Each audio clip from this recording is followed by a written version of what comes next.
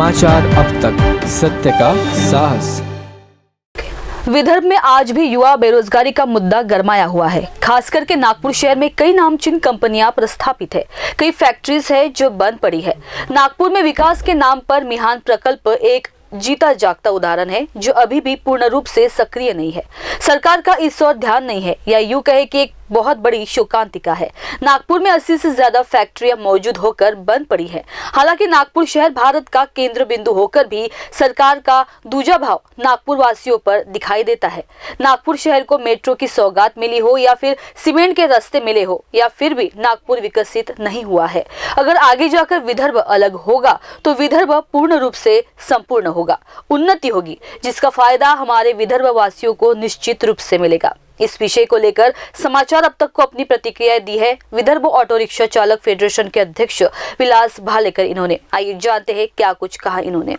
आने वाले नए वर्ष के लिए मैं तमाम अपने लोगों को आपके चैनल के माध्यम से सभी को शुभकामनाएं देता हूँ। आने वाले क्रिसमस की भी शुभकामनाएं देता हूँ। विलास भाऊ, मुझे यही पूछना है कि अलग विदर्भ यदि देखा जाए तो विदर्भ में आज भी बेरोजगारी एक मुख्य समस्या है। किसानों की जो जोड़ धंधा था वो भी आज का वैसी है। विदर्भ में नागपुर में कई ऐसी फैक्ट्रियां जो आज बंद पड़ी है, सरकार का उसकी तरफ कोई भी ध्यान नहीं है, क्या कहेंगे इस पर? सबसे पहले आपको धन्यवाद देता हूँ, आपने मुझे अपने इस न्यूज़ चैनल पर बोलने का अवसर दिया है। कैसा है, जब इस विदर्भ को संयुक्त महाराष्ट्र में सम्मिलित किया गया उस समय एक करार हुआ था, जिस करार के तहत हर साल अधिवेशन नागपुर में होगा और जिसके माध्यम से विदर्भ की सारी समस्याओं पर चर्चा होगी और उस चर्चाओं से कुछ निचोड़ निकालकर विदर्भ के हिस्से में कुछ आएगा। हम लोग उस समय छोटे भाई बनकर संयुक्त महाराष्ट्र में हम लोग शामिल हुए। उर्वरित महाराष्ट्र ये हमारा बड़ा भाई है और शायद रहेगा। तो बड़े भाई ने जिस तरीके से छोटे भाइयों को संभाल के लेके चलना चाहिए, उस तरीके से मुझे आज इस अधिवेशन में दिख नहीं रहा है। पिछले कई सालों के जो अधिवेशन मैं देख रहा हूँ नागपुर में जो होते हैं, उसमें विदर्भ के बारे में कोई ठोस भूमिका लेते हुए मुझे सरकार दिखती नहीं है। केवल विदर्भ को एक आश्वासन देना, विदर्भ को सिर्फ एक झुंझुना दिखाए जैसा काम इन सरकारों में हो रहा है।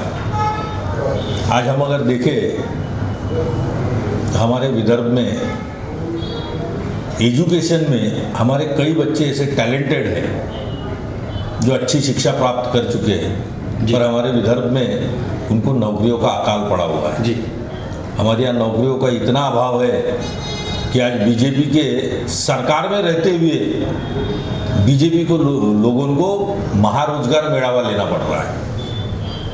सही है, क्यों लेना पड़ रहा है भाई इनको?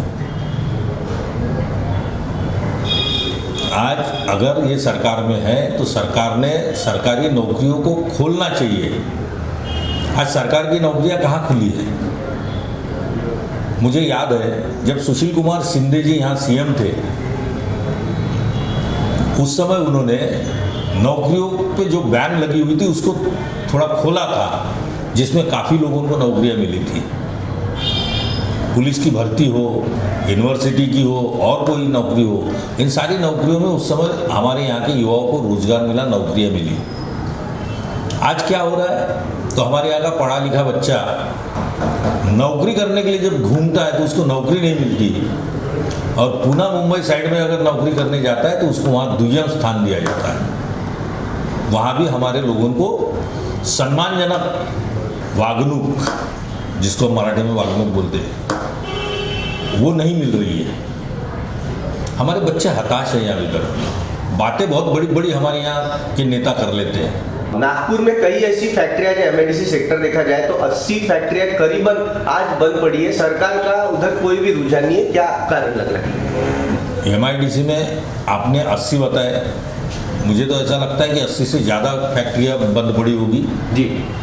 और ये MIDC ही नहीं तो मिहान का भी यही हाल है। मिहान में बड़ा गाजा वाजा करके इन्होंने मिहान बनाया, इंडस्ट्रियल एरिया। आज वहाँ इंडस्ट्रियलिस्ट आने को तैयार नहीं है। भाई क्यों नहीं आ रहे? इसकी भी वजह इस सरकार ने खोजनी चाहिए। इस विदर्भ में बिजली पैदा होती है, पानी यहाँ है, बिजली है, जमीन है, फिर भी इंडस्ट्रियलिस्ट आने को क्यों कतराते हैं? क्योंकि हम बिजली महंगी दे रहे, पानी हम महंगा दे रहे। अगर हम वो सुविधाएं उनको दे तो हमारे यहाँ इंडस्ट्रियलिस्ट आएंगे और वो अगर आए तो हमारे यहाँ के लोगों को रोजगार मिलेगा। पर ये नहीं हो रहा है जी। उल्टा किसी और राज्य में शिफ्ट हो जाती है हमारे यहाँ की कंपनियाँ और वहाँ के लोगों को रोजगार मिलता है और हमारी सरकार आग बंद करके रखती है। इसका एक ज्वलंत उदाहरण मैं आपको बताना चाहता हूँ। पिछले दिनों में इस सरकार ने रामदेव बाबा को 300 एकड़ की जमीन दी है मिहान में।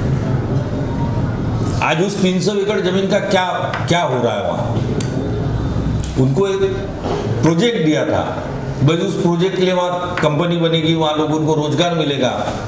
आज मेरे ख्याल से उस बात को 7-8 साल हो गए, अभी तक वो कंपनी का कोई नामो निशान नहीं, अभी तक वहाँ कोई रोजगार उपलब्ध नहीं हुआ है। ये अवस्था हमारी इस सरकार ने करके रखी। जी विलास जी, रोकना चाहूंगा, अलग विदर्भ यदि होता है तो कितना फायदा विदर्भ के जनता को हो सकता है?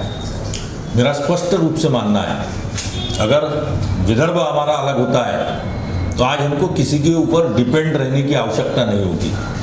आज हमारे पास जमीन है, जंगल है, पानी है, हमारे यहाँ खनिज है, हमारे यहाँ बिजली है। ये सारी चीज़ों के होते हुए विदर्भ कमकुवत नहीं है और इसी का फायदा यहाँ की सरकारें उठा रही है, पश्चिम महाराष्ट्र के लोग उठा रहे हैं। तो विलास जी, क्या आपका कहना है कि हमारे यहाँ के जो मंत्री है, जो भी आमदार है, सक्षम नहीं है? मैं ऐसा नहीं कहूँगा कि यह सक्षम नहीं है जी, पर इतना जरूर कहूँगा कि इच्छा शक्ति का कहीं तो भी अभाव है। अगर इच्छा शक्ति हो तो करने के लिए बहुत कुछ है, पर इच्छा शक्ति ही अगर ना हो तो करता हुआ भी आदमी कुछ नहीं कर सकता।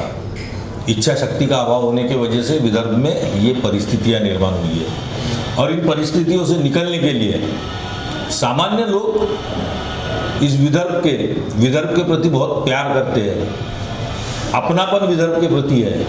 पर अपने यहाँ के जनप्रतिनिधियों ने अगर इसको सही ढंग से अगर इस्तेमाल किया तो हमारा विदर्भ अलग होने में देर नहीं लग सकती। बीजेपी के लास्ट टाइम हमने देखा कि नितिन गडकरी जी ने स्टैम्प पेपर पर लिख कर दिया था, देवेंद्र फडणवीस जी ने बोला था कि जब तक विदर्भ अलग नहीं होगा मैं शादी नहीं करूँगा। आज शादी भी हो गई, बच्चे भी हो गए जी, फिर भी विदर्भ अलग नहीं हुआ। तो ये जो झूठे लोग हैं, ये जो झूठ का बवंडर बना देते हैं, जिसके अंदर हमारे विदर्भ के लोग फंस जाते हैं। इनकी इस तरीके की झूठ फैलाने की बीमारी है इन लोगों को। झूठ बोलो, बार बार बोलो, ताकि लोगों को वो सच लगने लगे। पर परिस्थितियाँ वैसी नहीं है। लोगों ने जागरूक होने की आवश्यकता है। लोगों को ये समझना चाहिए कि हमारा हितैषी कौन है और हमारा दुश्मन कौन है जी। क्योंकि आज विदर्भ को सक्षम बनाने की आवश्यकता नहीं है। इन्होंने कहा था कि विदर्भ सक्षम करेंगे, क्या सक्षम किया इन्होंने? मेट्रो ला दिया, नागपुर शहर में हर तरफ सीमेंट के रास्ते बना दिए। आज विदर्भ में किसी भी गांव खेड़े में जाओ तो सीमेंट के रास्ते हैं। क्या ये विकास है? सीमेंट के रास्ते मतलब गांव का विकास होता है? भाई उस गांव में बच्चा अगर एजुकेशन नहीं करता होगा, उसको एजुकेटेड नहीं किया जाता होगा, वहाँ किसानों को अगर मुबलक पानी नहीं मिलता होगा, किसान खेती सही ढंग से अगर नहीं कर पाता होगा, तो क्या वो गांव विकसित है? केवल इंटरनेट दे देने से विकसित हो जाएगा? तो ये सारी जो चीज़ें डेवलपमेंट की जो बातें हैं, ये सिर्फ इनकी हवाई बातें हैं। वस्तु स्थिति में डेवलपमेंट नाम की कोई चीज़ ही नहीं है। कि जिस समय हम संयुक्त महाराष्ट्र में सम्मिलित हुए, उस समय जो करार हुआ था, उस करार का ईमानदारी से पालन होना चाहिए। मैं ये नहीं कहूँगा कि यहाँ अधिवेशन नहीं होना चाहिए या खर्चा होता है करके। खर्चा कोई ये सरकार अपने घर से नहीं करती है ना अपनी जेब से करती है। जनता का पैसा खर्चा होता है, जनता के हितों के लिए खर्चा होना चाहिए। पर हमारे देखने में ये आता है कई सालों से जो यहाँ अधिवेशन होता है, जनता के पैसे का दुरुपयोग किया जाता है और केवल अपने स्वार्थों के लिए खर्चा किया गया जाता है। ये पैसा, ये जनता का पैसा है, जनता के लिए काम में आना चाहिए। अधिवेशन बिल्कुल होना चाहिए और अधिवेशन के माध्यम से उर्वरित महाराष्ट्र के कोई सवाल यहाँ नहीं होने चाहिए जी। जब विदर्भ में अधिवेशन होता है तो विदर्भ के ही प्रश्नों पर यहाँ चर्चा होनी चाहिए और विदर्भ की ही बात होनी चाहिए, तो ही इस अधिवेशन का कोई मायना होता है। अदरवाइज ये अधिवेशन केवल नाम के लिए किया जाता है और मौज मस्ती करके वापस चले जाते हैं।